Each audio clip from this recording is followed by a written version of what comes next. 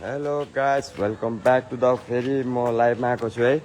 एउटा सानोबडे भन्दा पनि यो ठुलै हो रिजन चाहिँ हाम्रो यो बिरपाडा न्यू लाइन 3 नम्बर ब्लकमा चाहिँ एकदम टावरै छैन। यहाँ टावर यहीँ छ है, तपाईँ आफै हेर्नुहोस् टावर यहीँ छ, तपाईँहरूले देख्नु पाउने हुँदैछ होला।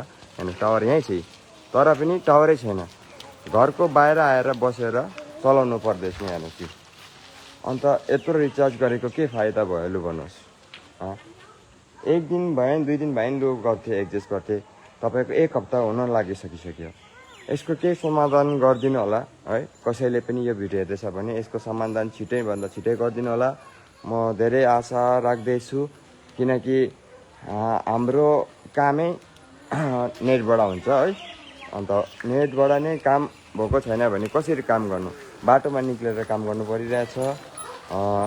यति अपिल गर्दैछु है, कसैले पनि यो भिडियो हेर्दैछ भने प्लिज यति चाहिँ गरिदिनु होला है। टावर चाहिँ छिटोभन्दा छिटो हेर्नु। अहिले पनि रोडको बाहिर पनि 2टा मात्रै टावर छ, घरको भित्र पस्यो भने एउटा पनि आउँदैन। यो लगभग 4-5 दिनको समस्या भइसक्यो। यो समस्याको समाधान गरिदिनु भन्दै यति भन्दै यो लाइभलाई म यहाँ एन्ड गर्दैछु। See you after next live. Bye guys.